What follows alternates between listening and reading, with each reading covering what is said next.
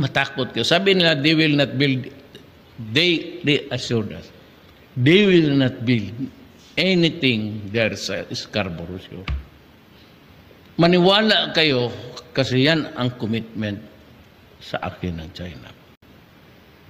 And galing kay si Xi Jinping mismo nagsabi, and he's a man of honor. Kaya nga sabi ko, why are you so sparing?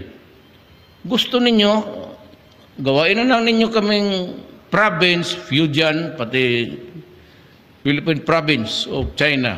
Di wala tayong problema. We say, libre na lahat.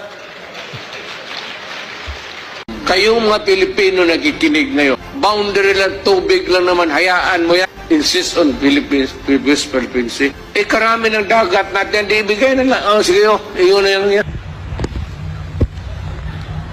Papangga!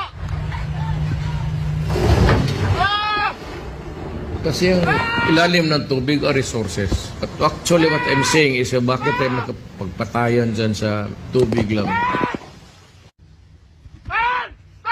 I talked to my friend sa Xi Jinping, the leader of China. Kasi nakaibigan ko talaga. And I value his friendship and his word. My friends, marami kaming Chinese dito sa Pilipinas. Ancestry namin Chinese. 非常高兴及希望中国国家主席习近平 Tingnan natin isa-isa kung sino ang mga kandidato na ini-endorso nila.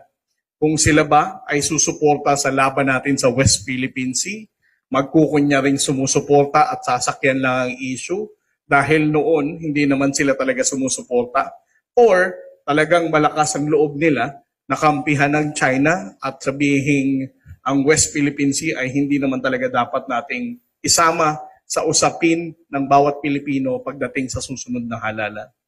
Let this be a learning experience for us to make sure that those people who will be elected in May are those senators, congressmen, and local government executives na susuporta at titindigan pagdating sa usapin ng West Philippines.